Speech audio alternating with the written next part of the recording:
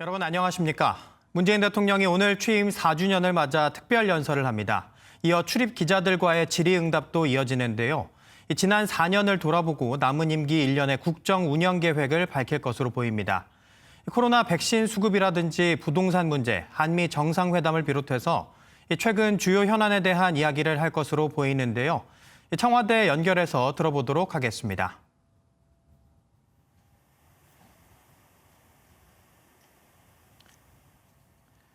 문재인 대통령의 오늘 기자회견은 1시간가량 진행이 됩니다. 문재인 대통령이 먼저 20분간 특별 연설을 한 다음에 한 40여 분간 출입 기자단과의 질의응답이 이어집니다. 문재인 대통령이 국내 언론을 마주하는 건 지난 1월 신년회견 이후 113일 만입니다. 여기서는 이제 4.7 재보선 참패라든지 부동산 정책, 또 조 바이든 미국 행정부의 대북 정책 등 각종 현안에 대한 이야기를 나눌 것으로 보입니다. 먼저 특별 연설에서 코로나19 이야기가 나올 것으로 보이는데요. 이어서 한미 정상회담, 또 부동산 정책 및 부패 청산 작업, 또 국가 균형 발전과 지방 분권, 행정 수도 완성 등에 대한 언급이 이어질 것으로 보입니다. 네, 이어서 열리는 질의응답은 사전 각본 없이 진행되는데요. 네, 청와대 연결해서 들어보도록 하겠습니다. 지금부터 문재인 대통령 취임 4주년 특별 연설을 시작하겠습니다.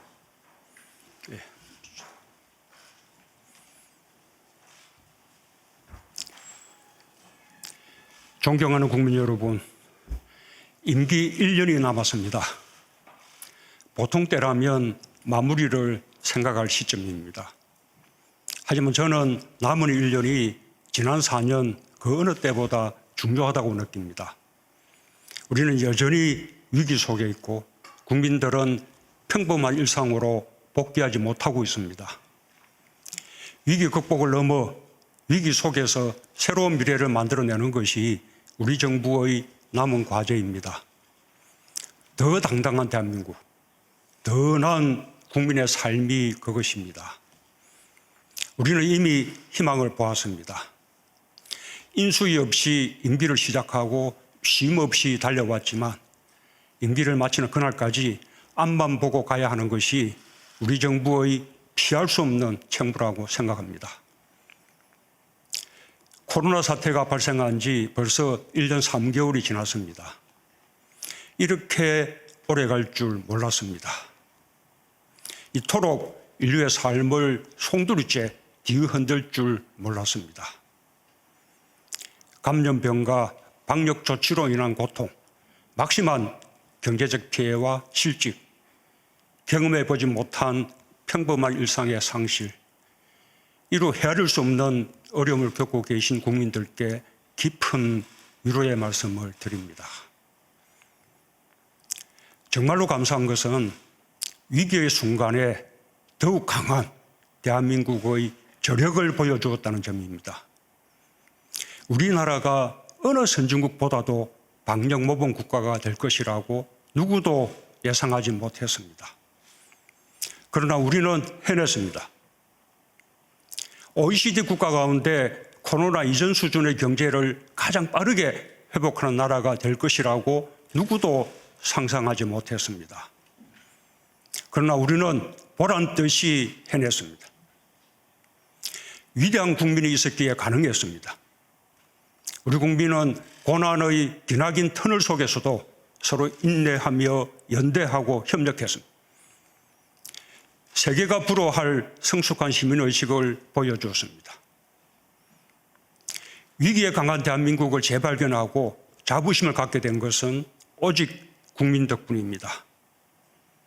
다시 한번 한없는 존경과 감사의 말씀을 드리며 마지막 순간까지 최선을 다해 보답하는 정부가 될 것을 다짐합니다. 국민 여러분, 조금만 더 견뎌주십시오. 코로나와의 전쟁에서 끝이 보이기 시작했습니다. 백신 접종의 속도를 내면서 집단 면역으로 다가가고 있습니다.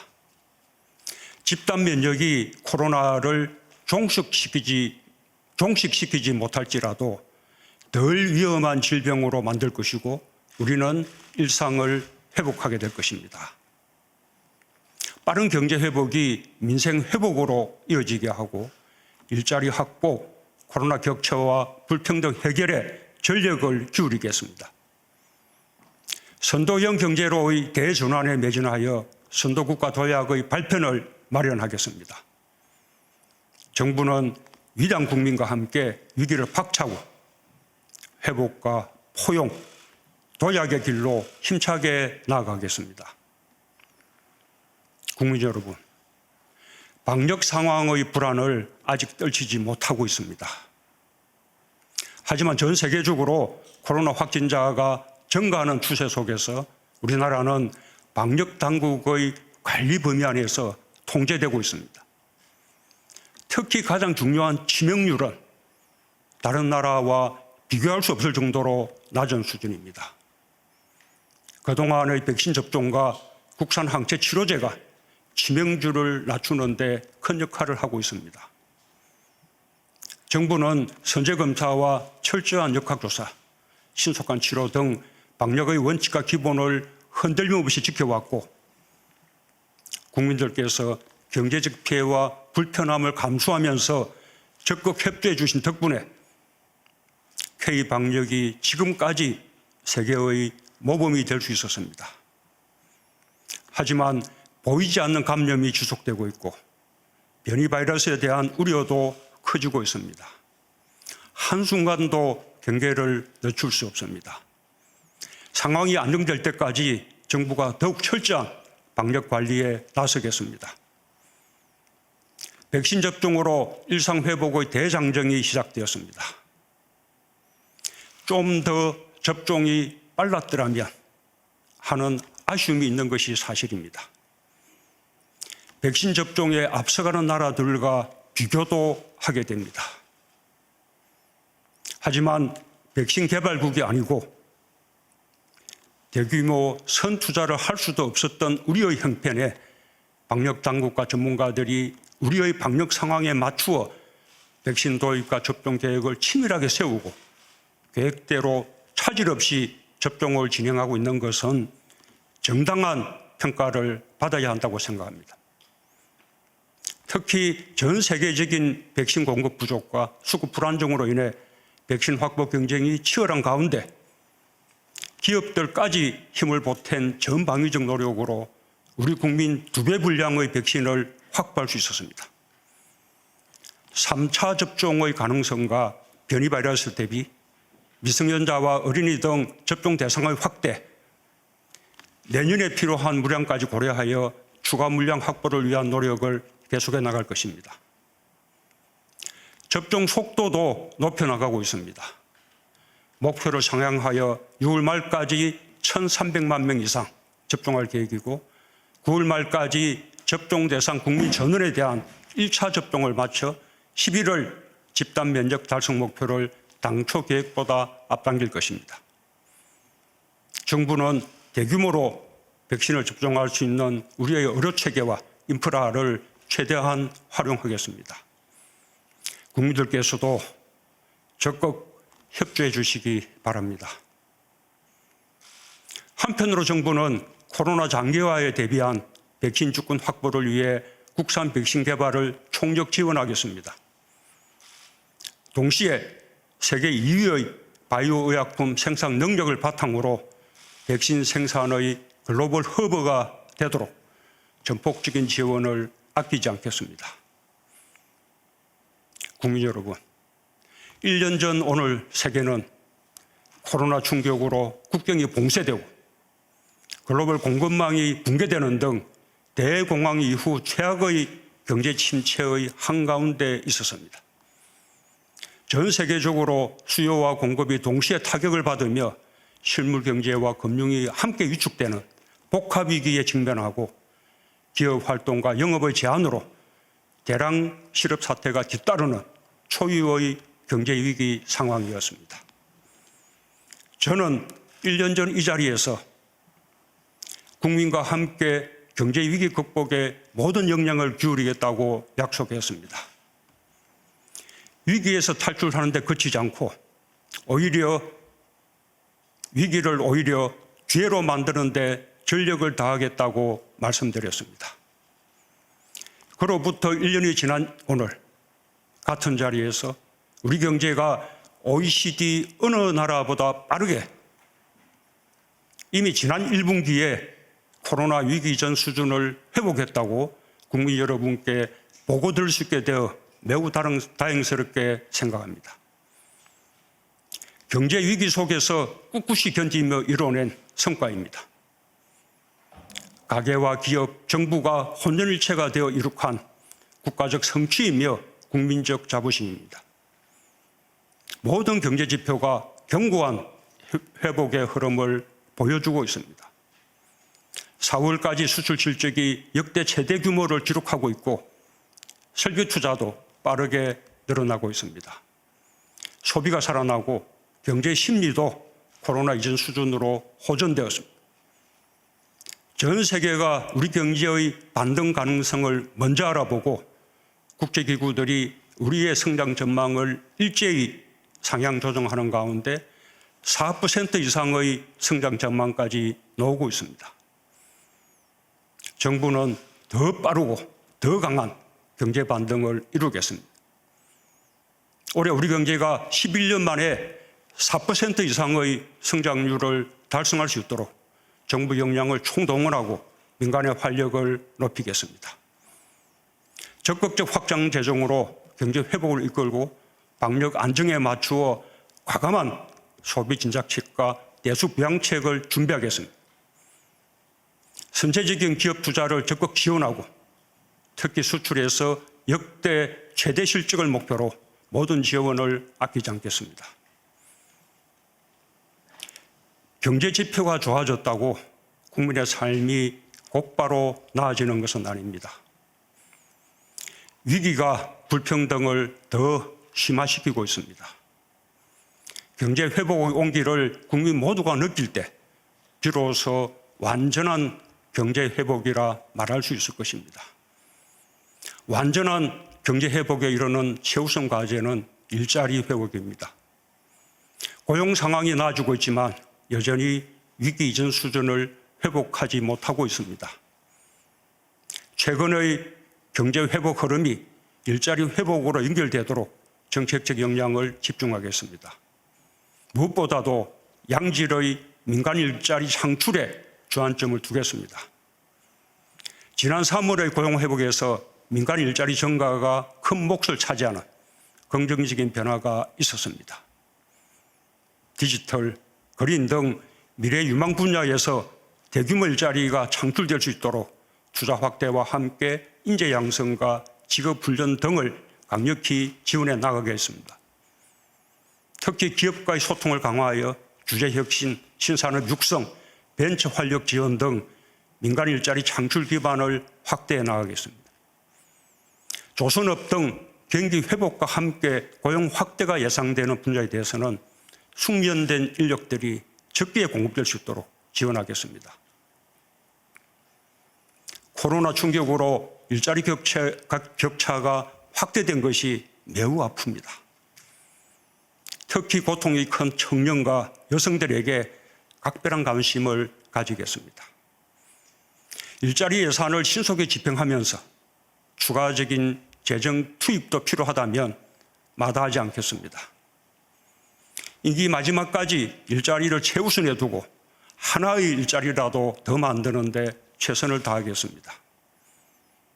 완전한 경제 회복의 종착점은 코로나 격차와 불평등을 해소하는 것입니다. 우리 정부는 경제적 불평등 완화를 국가적 과제로 삼고 출범 초기부터 소득주도 성장과 포용 정책을 강력히 추진했습니다. 최저임금 인상, 비정규직의 정규직화, 노동시간 단축, 기초연금 인상, 아동수당 도입, 고교 무상교육 시행, 건강보험 보장성 강화 등 수많은 정책을 꾸준하게 추진했습니다. 시장의 충격을 염려하는 반대 의견도 있었지만 적어도 고용안전망과 사회안전망이 강화되고 분배의 지표가 개선되는 등의 긍정적 성과가 있었던 것은 분명합니다. 저는 그것이 코로나를 이겨내는 큰 힘이 되고 있다고 믿습니다.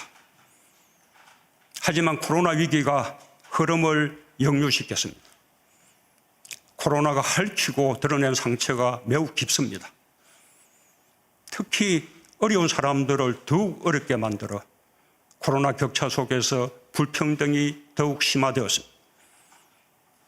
코로나 자체로 인한 직간접적 피해도 매우 크지만 코로나로 촉발된 사회 경제의 변화 속에서 성자가 되는 업종과 기업이 있는 반면 밀려나는 업종과 기업이 있습니다. 일자리의 변화는 갈수록 커질 전망입니다. 코로나로 큰 타격을 받은 업종과 소상공인, 자영업자 등의 어려움을 덜어드리기 위해 계속 노력하겠습니다. 고용보험 적용 확대, 국민취업지원제도의 안착을 통해 고용안전망을 보다 튼튼히 하겠습니다.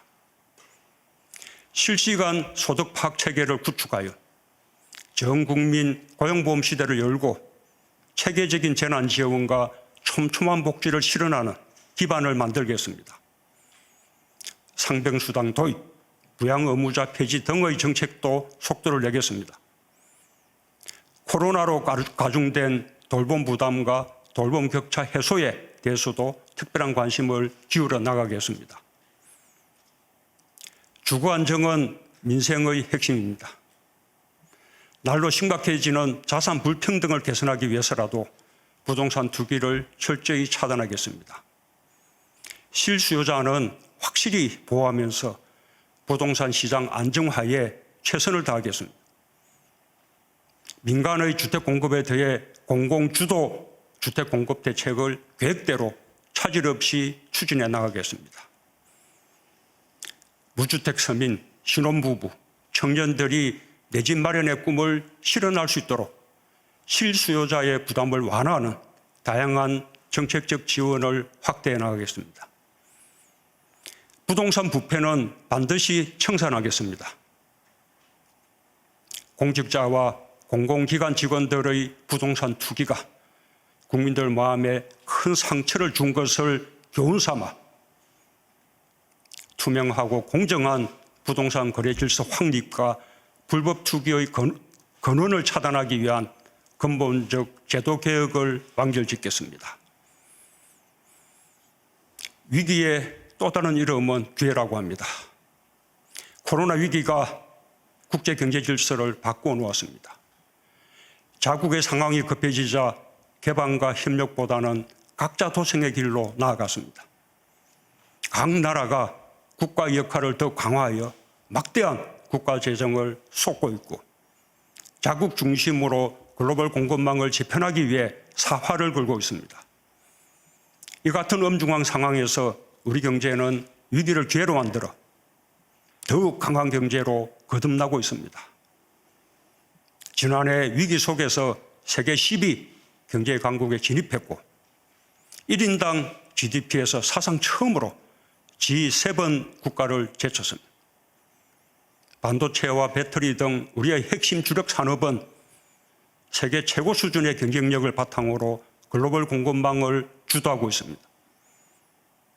조선산업은 몰락의 위기에서 압도적 세계 1위로 부활했고 자동차 생산도 전기차, 수소차 등 친환경차에서 앞서가면서 세계 5대 강국으로 진입했습니다. 강한 제조업이 우리 경제를 살리고 있습니다. 정부는 제조업의 혁신과 부흥을 총력 지원해 나가겠습니다. 특히 우리 경제의 핵심 산업들에 대해서는 거센 국제적 도전을 이겨내며 계속해서 세계를 선도하는 산업이 될 수 있도록 국익의 관점에서 국가 전략 산업으로 전방위적 지원을 강화해 나가겠습니다. 글로벌 공급망 확보 경쟁이 가장 치열하게 나타나고 있는 업종이 반도체입니다. 세계 경제의 대전환 속에서 반도체는 모든 산업 영역의 핵심 인프라가 되고 있습니다. 우리 반도체는 10개월 연속 수출 증가를 이루며 세계 1위의 위상을 굳건히 지키고 있고 시스템 반도체까지 수출 주력 품목으로 성장하고 있습니다. 세계 최고 대한민국 반도체의 위상을 굳건히 지키면서 지금의 반도체 호황을 새로운 도약의 계기로 삼아 우리의 국익을 지켜낼 것입니다. 1년 전 오늘 저는 이 자리에서 선도형 경제로의 전환과 한국판 유질 프로젝트를 강력하게 추진하겠다고 말씀드렸습니다. 한국판 유질을 포스트 코로나 시대를 대비하는 비대면 경제와 디지털 경제, 불평등 해소와 일자리 창출을 위한 국가적 프로젝트로 제시했습니다. 추격형 경제에서 선도형 경제로, 탄소 의존 경제에서 저탄소 경제로, 불평등 사회에서 포용 사회로 나아가겠다는 대한민국 대전환 선언으로 이어졌습니다. 이 선언에 따라 정부는 고용 안전망과 사회 안전망의 토대 위에 디지털 뉴딜과 그린 뉴딜의 두 축을 세우고 대한민국 건국 이후 최대 규모인 160조 원 투입을 결정했습니다. 당시로서는 생소한 구상이었을지 모르지만 올바른 방향이었음이 증명되고 있습니다. 이제는 우리만의 길이 아니라 세계 보편의 길이 되었습니다. 1년 전 우리가 한국판 유질에서 제시한 과제가 지금은 전 세계의 시대적 과제가 된 것입니다. 이제 한국판 유질은 재정 투입을 본격화하며 본궤도에 오르고 있습니다. 지역과 민간으로 확산 속도도 빨라지고 있습니다. 임기 마지막까지 한국판 유질을 힘있게 추진하여 대한민국 대전환의 토대를 확고히 구축해 나가겠습니다. 우리 정부가 미래 신성장 산업으로 설정한 시스템 반도체, 바이오, 미래차의 3대 신산업은 선도형 경제의 주축으로 확고히 자리를 잡아가고 있습니다. 데이터, 네트워크, 인공지능 산업은 기술 혁신을 선도하며 새로운 시장을 개척하고 있습니다. 선도형 경제의 새로운 주역으로 떠오른 스타트업과 벤처 산업은 제2의 벤처붐으로 불릴 정도로 그야말로 눈부시게 성장하고 있습니다. 2016년 2개에 불과했던 유니콘 기업이 13개로 불어났고 경제 위기 상황 속에서도 벤처 분야 창업과 투자, 펀드 결성액, 일자리 모두 크게 증가했습니다. 특히 벤처 기업이 주식시장의 떠오르는 주역이 되고 있는 것은 우리 산업 지형이 크게 변하고 있다는 것을 보여줍니다. 코스닥 시장에서는 시가총액 20위권 내에 벤처 기업이 13개로 증가했고 코스피 시장에서도 4개 기업이 20위권 내에 자리 잡았습니다. 모두 코로나 시기에 주목받는 바이오 분야와 정보통신 분야의 선도 기업들입니다. 제2 벤처붐이 코로나 위기 상황에서 더 확산되고 있는 것은 우리 경제의 역동성을 여실히 보여주고 있다고 평가할 수 있을 것입니다. 정부는 신산업과 혁신 벤처를 우리 경제의 미래로 삼고 더 빠르게 성장하고 더 힘있게 비상할 수 있도록 전폭적으로 지원해 나가겠습니다. 국민 여러분, 뜻이 있으면 길이 있습니다. 한반도의 대립과 갈등의 시대를 끝내고 평화와 번영의 시대를 여는 것은 8천만 결여의 염원입니다. 남은 임기 1년, 미완의 평화에서 불가역적 평화로 나아가는 마지막 기회로 여기겠습니다. 긴 숙고의 시간도 이제 끝나고 있습니다. 행동으로 옮길 때가 되었습니다. 미국 바이든 신정부도 대북 정책 검토를 완료했습니다.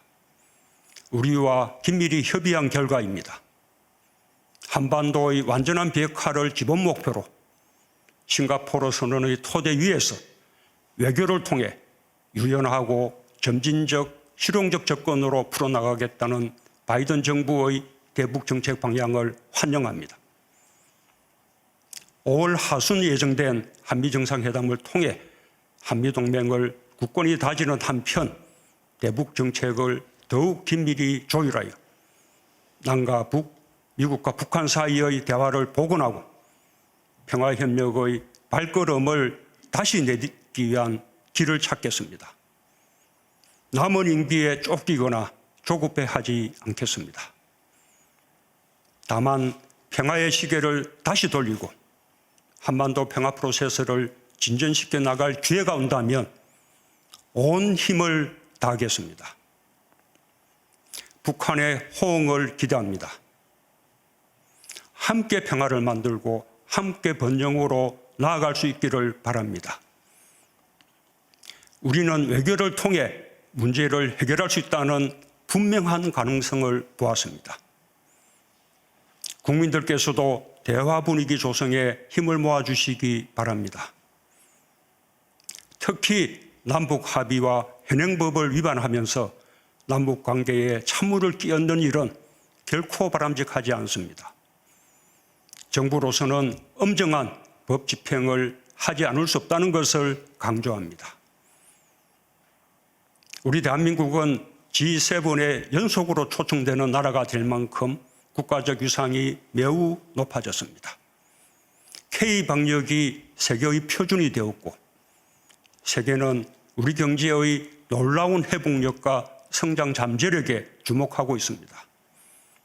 K-팝, K-뷰티, K-푸드, K-콘텐츠는 세계적 브랜드가 되었고 대한민국의 문화에 전 세계인들이 열광하고 있습니다.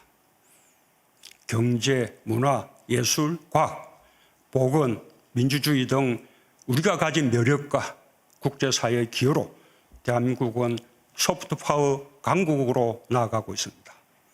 우리의 자긍심입니다. 높아진 국가적 위상에 걸맞게 국제사회에서의 책임과 역할을 강화하겠습니다.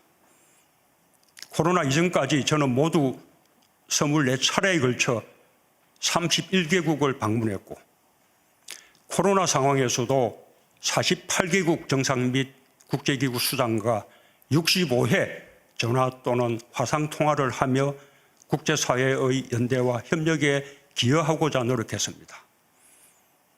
앞으로도 인류 공통의 과제인 감염병과 기후변화 대응에 적극적으로 참여하겠습니다. 작년 말 정부는 2050 탄소 중립을 선언했습니다. 탄소 중립은 인류가 함께 나아가야 할 피할 수 없는 과제입니다. 이미 정부는 석탄 화력발전소를 조기에 감축하면서 태양광과 풍력 등 신재생에너지 비중을 늘려왔습니다. 수소경제로의 전환에도 박차를 가하고 있습니다. 산업별 에너지 전환의 속도를 내기 위한 민간 협력이 더욱 강화되고 있고 발전, 산업, 수송, 건물, 도시 인프라 등 사회 전 분야별로 탄소 중립 로드맵을 마련해 나가고 있습니다. 정부는 올해를 대한민국 탄소 중립 원전으로 삼겠습니다. 저탄소 경제 전환은 단순한 친환경 정책이 아닙니다. 새로운 기술과 새로운 산업을 일으키고 많은 일자리를 만들어내는 엄청난 기회가 될 것입니다. 이달 말 우리나라에서 개최되는 P4G 정상회의는 기후변화 대응을 위한 국제사회의 협력을 강화하면서 우리의 주도적 역할을 보여줄 수 있는 좋은 기회입니다. 책임 있는 중견국가로서 대한민국의 위상을 높이는 계기로 만들겠습니다. 국민 여러분, 남은 임기 1년, 짧다면 짧고 길다면 긴 시간입니다. 그 1년이 대한민국의 운명을 좌우할 수 있다는 자세로 임하겠습니다. 수많은 위기 앞에서도 단결하며 전진했던 위대한 국민들과 함께 당당하게 나아가겠습니다. 모든 평가는 국민과 역사에 맡기고 마지막까지 헌신하겠습니다. 진심으로 국민 여러분의 성원을 부탁드립니다. 감사합니다. 지금부터 문재인 대통령 취임 4주년 특별연설에 이은 질의응답을 시작하겠습니다. 질의응답은 12시까지 예정으로 진행합니다. 질문하시는 분야와 순서는 별도로 구분하지 않겠습니다. 질문을 하시는 기자분들께서는 자유롭게 손을 들어주시면 대통령께서 직접 질문자를 지명하게 됩니다. 진행도 대통령께서 직접 해주시겠습니다. 지명을 받은 분은 소속과 성명을 밝히고 질문해 주시기 바랍니다. 대통령님 시작해 주십시오. 예, 그 첫 질문자는 기자단에서 대강 언론이 있었다고 들었습니다. 우리 서울신문의 이밀령 기자님 뭐 아마 처음부터 가장 오래되신 것 같은데 예, 질문 부탁드립니다. 대통령님 안녕하십니까. 서울신문 이밀령 기자라고 합니다. 먼저 지난 4년 특히 최근 1년 동안 코로나 극복의 최전선에서 정말 애쓰셨다는 말씀 드리고 싶습니다. 대통령님께서 돌이켜보셨을 때 지난 4년 문재인 정부 하에서 한국 사회의 가장 유의미한 변화를 무엇이라고 평가하시는지, 반대로 고심이 컸지만 여전히 아쉬움이 남는 정책적 국정 운영상의 판단의 지점은 무엇이었는지 궁금하고요. 마지막으로 그동안 국회 인사청문 절차에 대한 문제 제기가 끊이지 않았지만 이번에도 장관 후보자에 대한 부적격 논란이 제기되고 있습니다. 야권에서 지명처를 요구하고 있는 장관 후보자들에 대한 대통령님의 판단은 어떤 것인지 여쭙고 싶습니다. 감사합니다. 예, 한꺼번에 너무 중요한 질문을 모아주셨는데, 예, 어쨌든 뭐 가장 지난 4년 동안 그 아쉬웠던 점은 역시 부동산 문제라고 생각합니다. 부동산 가격을 안정시키겠다는 그 목표를 이루지 못했고, 또 지난 보궐선거에서도 그에 대해서 아주 엄중한 그런 심판을 받았습니다.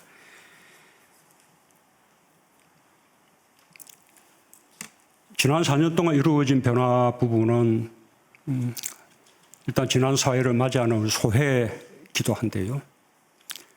정말로 우리 국민들이 참으로 자랑스럽고 고맙다는 말씀을 드립니다. 지난 4년 동안 위기의 연속이었습니다. 1917년 취임 당시 그 해에는 북핵과 미사일 위기가 정말 한반도에 전쟁의 먹구름이 가득 덮었다라고 할 정도로 위기 상황이 고조가 되었습니다.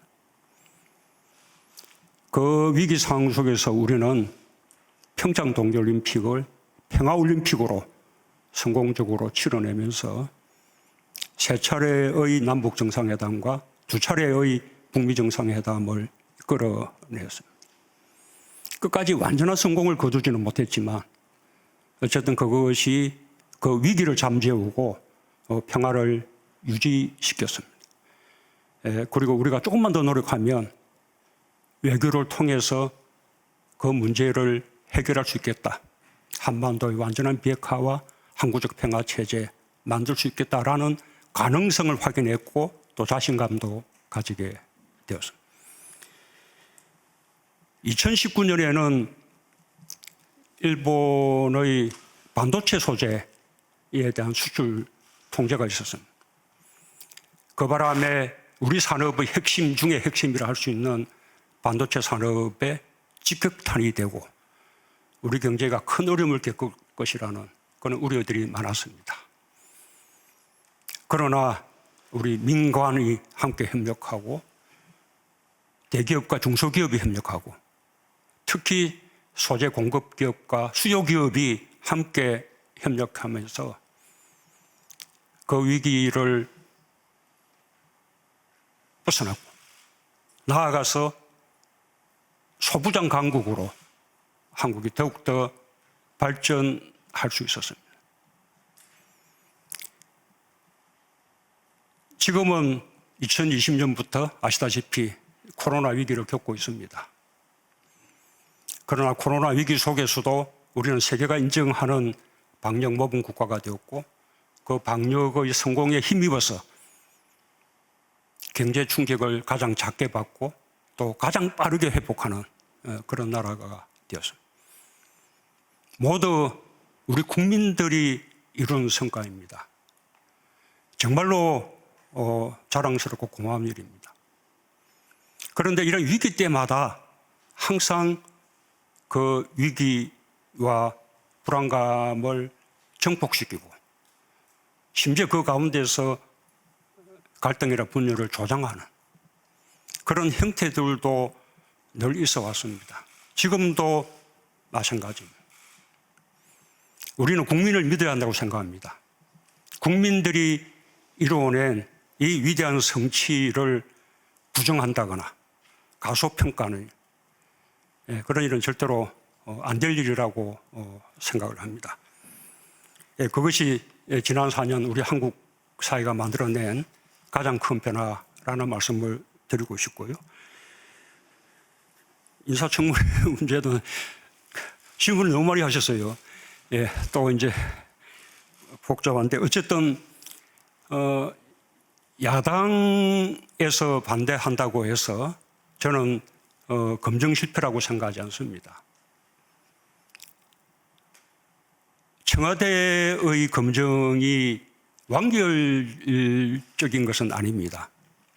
청와대는 세무자료라든지 뭐 주민등록 이전 자료라든지 정가 기록이라든지 부동산 거래 기록이라든지 뭐 여러 가지 정부가 보유한 자료들을 제출받아서 그것을 기본 자료로 삼고 검증 대상자에게 검증 질문서를 작성하게 하고 거기에 따라서 사실을 하나하나 확인해 들어가는 과정으로 검증을 하게 됩니다.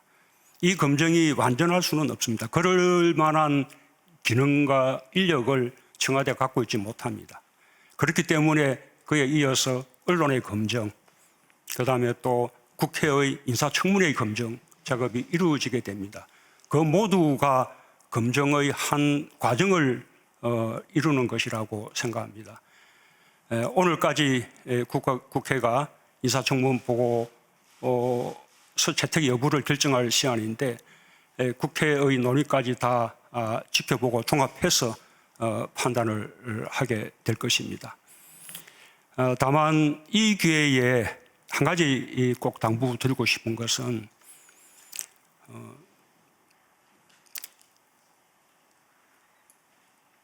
대통령은 정말 유능한 장관, 또 청와대 같으면 유능한 참모들을 발탁하고 싶습니다. 아마 국민들도 그래야 한다고 생각하실 겁니다. 최고의 전문가들, 최고의 능력자들이 국정을 이끌어야 한다고 생각하실 겁니다.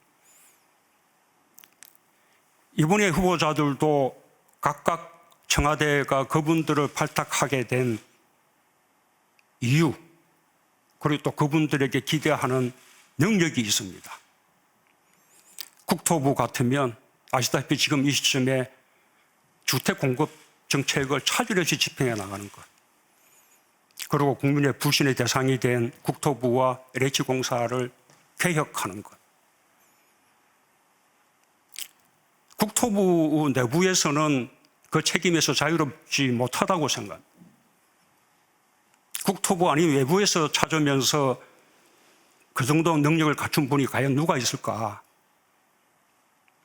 그렇게 고심하면서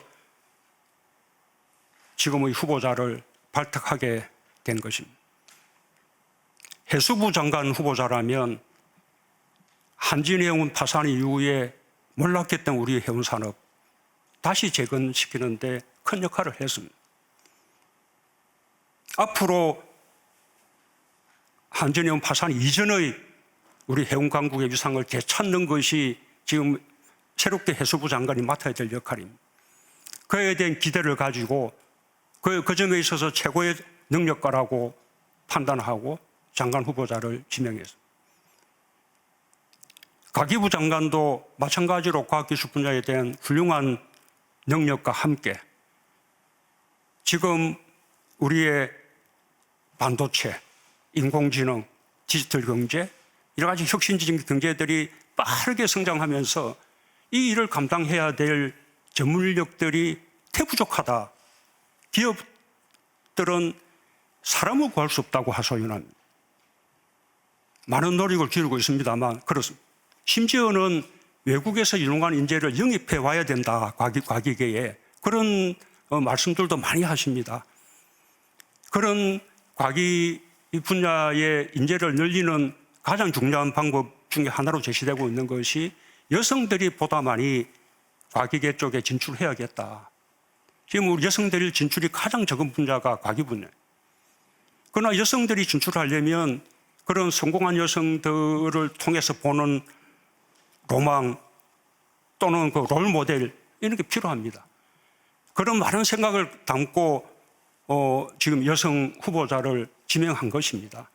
제가 말씀드리고 싶은 것은 제 판단이 옳다는 것이 아니라 이렇게 왜 이 사람을 발탁했는지 하는 그 발탁의 취지와 이분에게 기대하고 있는 능력과 그다음에 검증 과정에서 드러난 또 이제 문제점들 또 어떤 부분은 흠결들 이런 부분들하고 함께 저울질해서 우리가 발탁 여부를 판단해야 된다는 것입니다. 그런데 우리 인사청문회는 능력 부분은 그냥 제쳐두고 오로지 흠결만 놓고 따지는 그런 청문회가 되고 있습니다. 무한주기식 청문회가 됩니다. 이런 청문회 제도로서는 정말 좋은 인재들을 발탁할 수가 없습니다. 자기 분야에서 나름대로 성공하면서 신망받고 살아온 분들이 이 험한 청문회에 무한당하기 십상인 청문회에 앉고자 하지 않습니다. 본인은 혹시 포부를 가지고 한번 그래도 무릎 서서 해보겠다라고 생각하더라도 검증 질문서의 그 답변 질문 항목이 배우자나 자식들에게까지 이러면 가족들에게까지 누를 끼치기는 어렵다라는 이유로 다들 포기하고 옵니다. 그렇게 해서 포기하는 비율은 여성들이 훨씬 높습니다. 저는 이제 임기가 얼마 남지 않았고 이제 청문회를 거쳐야 되는 인사를 할 기회가 별로 많지 않습니다. 저는 괜찮습니다. 저는 뭐 이대로 이렇게 해도 괜찮은데 적어도 다음 정부는 누가 정권을 맡든 더 이렇게 유능한 사람들을 좀 발탁할 수 있게끔 그런 청문회가 꼭 되어야 한다고 생각합니다. 오늘 말씀드렸다시피 도덕성 검증 부분도 중요한데 그 부분은 좀 비공개 청문회로 하고 그다음에 공개된 청문회는 정책과 능력을 따지는 청문회가 돼서 양 두 개를 함께 저울질할 수 있는 그런 청문회로 좀 이렇게 개선돼 나가기를 바람하지 않습니다.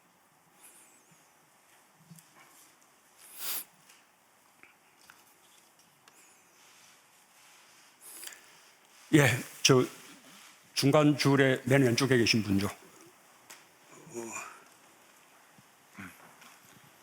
예, 파이낸셜 김호영 기자님. 예. 네. 맞습니까? 예. 네, 감사합니다.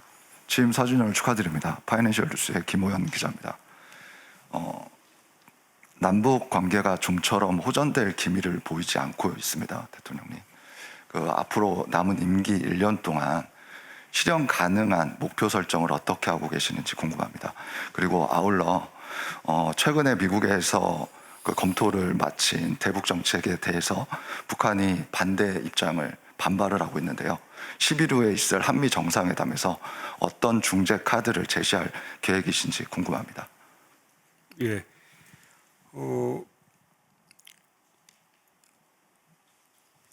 현재 아까 말씀드린 세 차례의 남북 정상회담, 그 두 차례의 북미 정상회담이 계속 이어지지 못하고 지금 이제 대화가 교착되어 있는 상태입니다. 이 대화의 교착이 길어지면 결코 이게 바람직하지 않은 일입니다. 지금까지는 그 미국의 새 정부가 들어서고 또 새 정부가 어떻게 대북 정책을 정립하는지 그것을 기다리는 과정이었다고 생각합니다.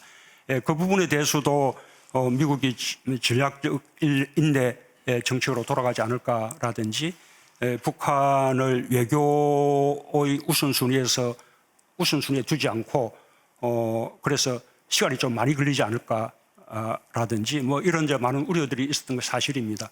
그러나 미국 역시 이 대화의 단절이 오래 지속되는 것은 바람직하지 않다라는 생각하에 초기부터 우리 정부하고 긴밀하게 이렇게 조율하면서 협의하면서 빠른 시간 안에 대북 정책을 정립했습니다. 미국의 그 대북 정책의 전모가 다 밝혀지지 않았지만 어쨌든 우리 정부가 바라고 있는 방향과 거의 부합한다고 말할 수 있습니다. 일단 한반도의 그 완전한 비핵화를 목표로 하고 또 싱가포르 선언의 토대 위에서 출발하고 외교적인 방법으로 점진적으로 단계적으로 실용적으로 유연하게 이렇게 접근하겠다는 것입니다. 북한의 이런저런 반응이 있었지만 그 북한의 반응이 그 대화를 거부한 것이라고 생각하지 않습니다. 아마 북한도 이제 마지막 판단의 시간을 가질 것이라고 생각합니다.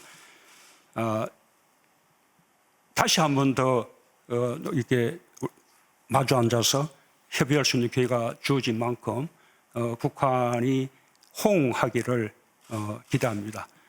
그리고 그런 상황이 조성된다면 우리 정부는 총력을 다할 계획이다라는 말씀을 드리고 이번 방미에서 한미 정상회담을 통해서 북한의 대화의 길로 더 이렇게 빠르게 놓을 수 있도록 하기 위한 여러 가지 방안들에 대해서 더 긴밀하게 협의하고자 합니다.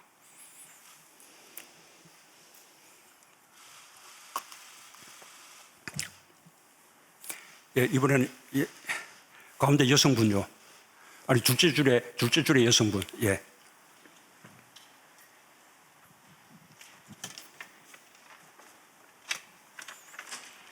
연합뉴스의 조민정 기자입니다. 임기 후반기가 되어서인지 최근 들어서 사면에 대한 이야기가 수면 위로 올라오고 있는데요. 전직 대통령에 대한 사면 필요성을 새 서울시장과 부산시장이 건의한 바가 있고 또 이재용 부회장에 대한 사면 논의도 활발해지고 있습니다.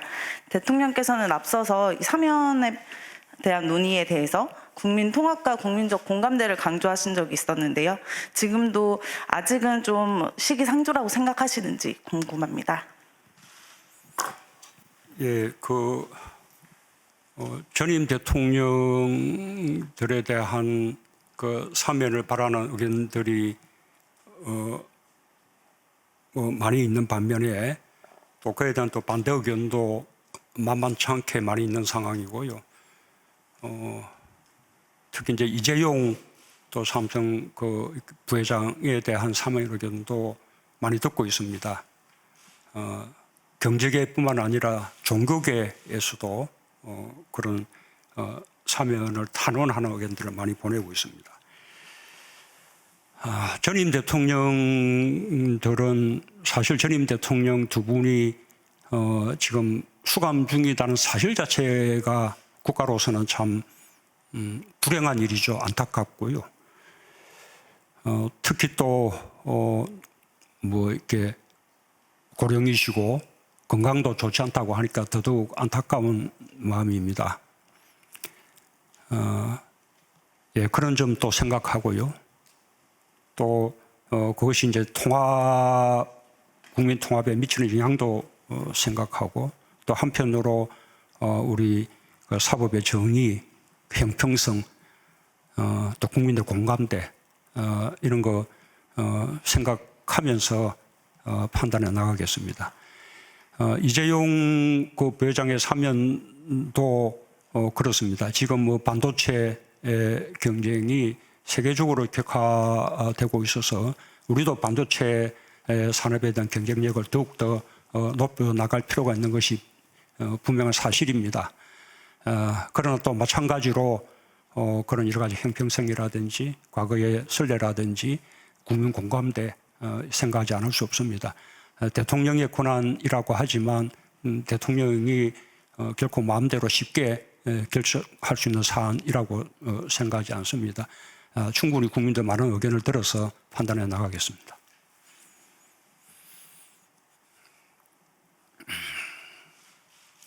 예, 앞에 우리 부산일보 박스코 기자입니다. 취임 이후 4년 동안 검찰 제도 개혁에 많은 영향을 쏟아오셨는데요. 검찰 개혁의 성과에 대해서 어떻게 평가하시는지 궁금합니다. 그리고 제도 개혁 문제와는 별개로 김오수 검찰총장 후보자의 정치적 중립성에 대해서 많은 국민들이 걱정하고 있습니다.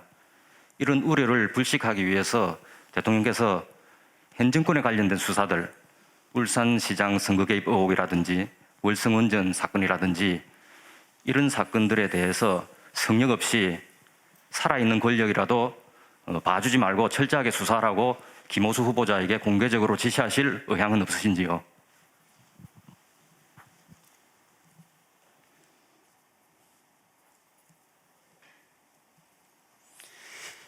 예, 그 검찰 개혁 부분은 그 우리 형사사법 체계가 만들어진 이후 수십 년 동안 이렇게 추진돼 왔던 과제들에 대해서 그 우리 정부 하에서 드디어 아주 중대한 개혁을 이루었다고 생각합니다. 다 완결된 것은 아닙니다. 그러나 아주 중요한 가닥을 이렇게 잡았다고 생각하고요. 그리고 그 이미 이제 잡힌 그 방향을 안착시켜 나가면서 더 완전한 그런 개혁으로 나아가는 것이 바람직하다고 생각합니다. 김오수 검찰총장 후보자가 그 법무부 차관을 했다는 이유로 검찰 그 정치적 중립성을 이렇게 의심한다는 것은 저는 잘 납득이 안 갑니다. 법무부는 알다시피 대검 검사급들이 법무부 차관, 대검 차장, 각급 고등검사장 이런 자리를 서로 이제 순회하면서 맡고 있고 어느 자리든 현 정부에서 임명된 자리인 것은 마찬가지입니다. 그 가운데 법무부 차관으로 적합하다고 해서 임명되었을 뿐인데 그렇다는 이유로 이렇게 정치적 중립을 지키지 않을 것이다라는 것은 과도한 생각이라 생각하고요. 그 외에도 우리가 청와대에서 많은 공직자 부처에서 많은 공직자들을 파견받아서 이렇게 비서실을 운영하고 있습니다.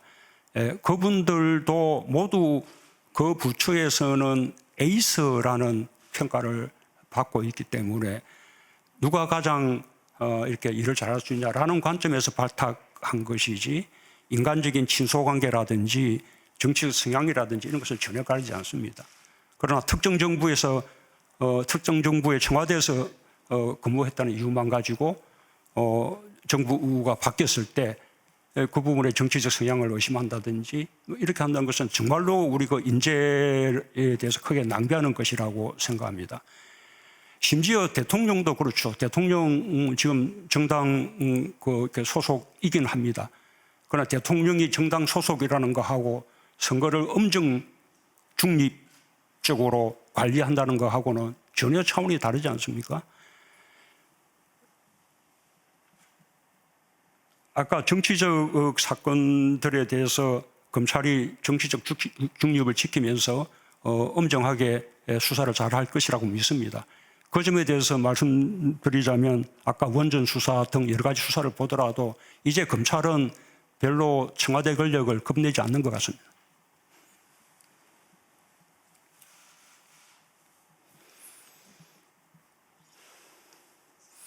이제 뒷줄에 가볼까요? 우리 카메라 앞에 있습니다. 오마이뉴스 유창재입니다. 대통령님을 지지하는 이들 중에 이제 강성 지지자분들이 최근 문자 폭탄 활동이 민주당 내에 다양한 목소리가 나오고 있는데요. 이게 걸림돌이 되고 있다는 지적이 많습니다. 이른바 문파로 대표되는 이들의 주장은 대통령님께서 이제 노무현 대통령님을 잃은 아픔이 있기 때문에 그렇게 할 수밖에 없었다고 하는데요. 이에 대해서 대통령님께서도 비슷한 생각이신지 아니라면 그 같은 비극이 되풀이되지 않을까라는 그런 말씀을 지지자분들에게 해주실 수 있는지 한 말씀 해주시기 바랍니다. SNS 시대에 그 문자로 자신의 의견을 표현하는 것은 너무나 당연하고 자연스러운 현상이라고 생각합니다. 그것이 정치의 영역이든 또는 뭐 비정치의 영역이든 마찬가지입니다. 아마 정당 같으면 이 당원 게시판에 문자들이 많이 갈지 모르지만 청와대에도 국민청원 이런 쪽에 폭주하고 있습니다. 심지어 요즘 군에서도 장병들에게 휴대폰 사용이 허용되니까 그동안 덮어졌던 군내 어떤 병영 문화의 개선을 바라는 그런 모습들이 분출하고 있습니다. 바람직한 일이지 않습니까? 이 정치의 영역에서는 당의 좀 열성 지지자나 강성 지지자들이 보다 많은 문자들을 보낼 수는 있을 것이라고 생각합니다. 그러나 문자의 수가 많다고 해서 그것이 반드시 뭐 대세이거나 대표성을 지닌다고 단정할 수도 없습니다. 저는 정치하는 분들이 그런 문자에 대해서 좀 더 여유 있는 마음으로 바라봐도 된다고 생각합니다. 저 역시 과거에 많은 문자 이런 폭탄이라고 할 정도로 받았었고요. 지금은 제가 휴대폰을 공개 사용하고 있지 않기 때문에 주로 이제 기사의 댓글을 통해서 많은 의사표시들을 하는데 정말로 험악한 댓글들 많습니다. 아주 조직적으로 이루어지는 것처럼 여겨지기도 합니다. 그러나 그런 의견이 있다는 거 이렇게 참고하고 그것도 한 국민의 의견이라고 받아들이면 될 것 같습니다. 다만 이 SNS를 통해서 의사표시를 하는 분들은 서로 대면하지 않고 문자로 의사표시를 하는 것이기 때문에 그만큼 더 문자를 받는 상대의 감정을 생각하면서 보다 좀 설득력을 갖출 필요가 있다고 생각합니다. 더 예의도 갖추어야 되고요. 그래야만 자신이 주장하는 바에 대해서 공감을 받고 지지를 받을 수 있습니다. 특히 누군가를 지지하기 위해서 만약에 문자를 보낸다 그러면 그 문자가 예의 있고 설득력을 갖출 때 그 지지를 넓힐 수 있는 것이지 반대로 그 문자가 거칠고 그 무례하고 이렇게 하면 오히려 지지를 더 갉아먹는 그런 효과가 생길 것입니다. 당내에 열띤 토론이라 하더라도 그 토론들이 서로 품격 있게 이루어질 때 그러면 외부의 중도파나 무당층들도 그 논쟁에 관심을 가지고 이렇게 귀를 기울이게 될 텐데 만약에 그 서로의 토론이 말하자면 정이 떨어질 정도로 그렇게 험한 방법으로 이루어진다 그러면 그런 사람들을 오히려 등을 돌리게 만들 것입니다.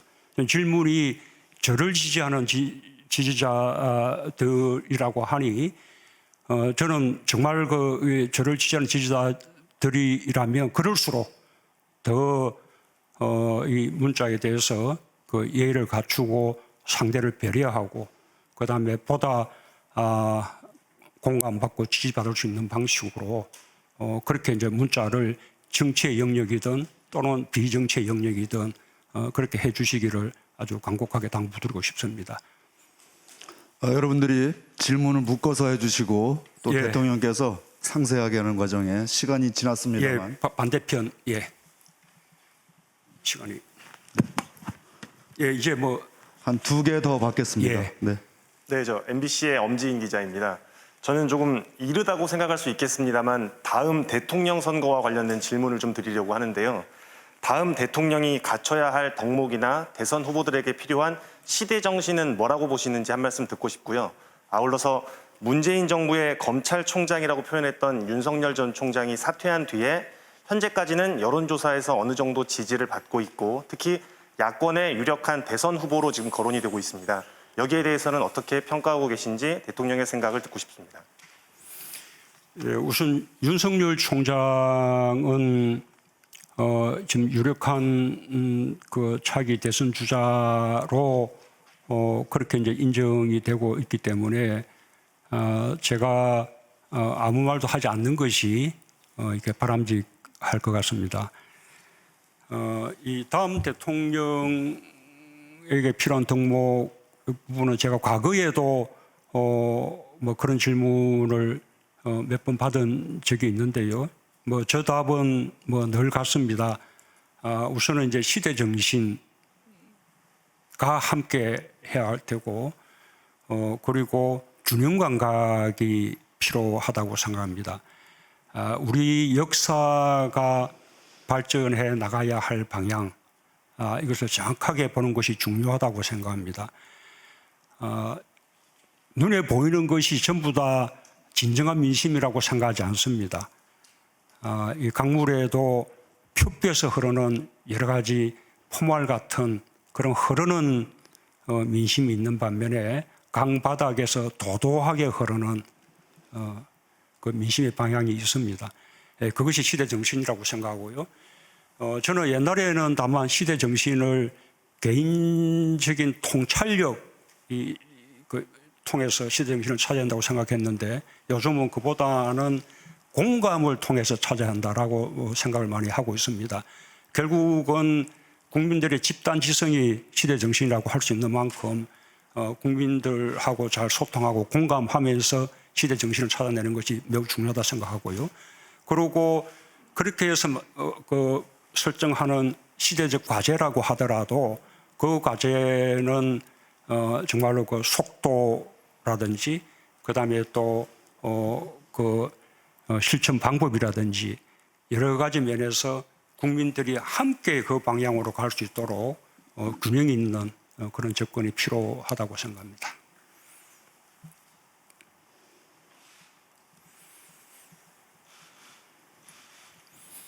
예, 이거 뭐 우리 소동수님 마지막으로 한 분을 지정해 보시든지요. 자, 마지막 하죠. 네, 마지막 예. 질문 받겠습니다. 여기죠. 예.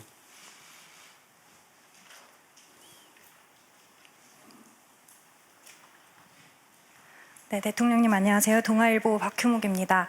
대통령님께서 아까 그 가장 아쉬웠던 점으로 부동산 정책을 꼽으셔서 마지막 부동산 정책 질문 드리겠습니다. 그 현재 집값이나 전셋값에 대해서 대통령님은 어떻게 평가하고 계시는지요? 그리고 또 여당에서 대출 규제 완화 그리고 재산세, 종부세 기준 상향 등을 추진 중인데 이에 대해서 일각에서는 정책 기조 후퇴라는 평가도 있습니다. 이에 대한 대통령님의 입장을 듣고 싶습니다.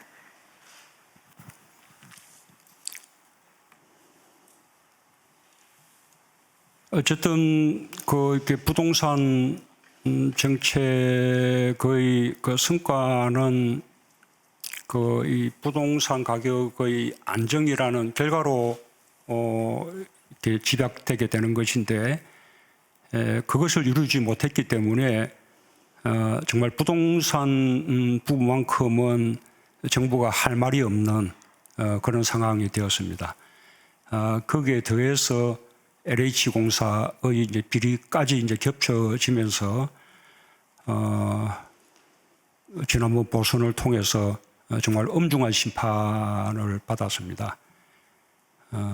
정말 죽비를 맞고 정신이 번쩍 이렇게 들 만한 그런 심판을 받았다 생각하고요. 또 그런 자세로 남은 1년 새롭게 해나갈 필요가 있다고 생각합니다. 어쨌든 이제 부동산 정책에 대해서 엄중한 심판이 있었기 때문에 그 이후에 여러 가지 기존의 부동산 정책에 대해서 다시 한번 재검토하고 보완하고자 하는 그런 노력이 벌어지는 것은 당연한 일이라고 생각을 합니다. 다만 이제 우리 부동산 정책의 기조가 부동산 투기를 금지하자는 것과 그다음에 실수요자를 보호하자는 것, 그리고 주택 공급의 확대를 통해서 시장을 안정시키자는 것인데, 이 정책의 기조는 달라질 수 없다고 생각합니다. 이 정책의 기조를 지켜나가는 가운데 예를 들면 부동산 투기 때문에 부동산 투기를 강화하려는 그 목적 때문에 실제로 실수요자가 집을 사는 데에도 그것이 오히려 어려움으로 작용하고 있다든지 더 큰 부담이 되고 있다든지 하는 부분들은 조정할 필요가 있을 것이라고 봅니다. 그런 부분들은 지금 이제 당정청 간에 논의가 되고 있기 때문에 제가 오늘 이 자리에서 바로 이렇게 말씀드리기는 어렵습니다. 당정청 간의 긴밀한 협의 조율을 통해서 국민들이 공감할 수 있는 그런 부동산 정책의 보완을 이루도록 하겠습니다. 네, 이미 예정된 시간을 초과했습니다. 이제 질의응답을 마무리하겠습니다. 대통령 혹시 추가로 하실 말씀 있으시면 하시죠. 예, 수고하셨습니다. 예. 네, 이것으로 문재인 대통령 취임 4주년 특별연설과 질의응답을 마치겠습니다. 참여해주신 기자분들 그리고 시청해주신 국민 여러분께 감사드립니다. 대통령께서 이동하시겠습니다.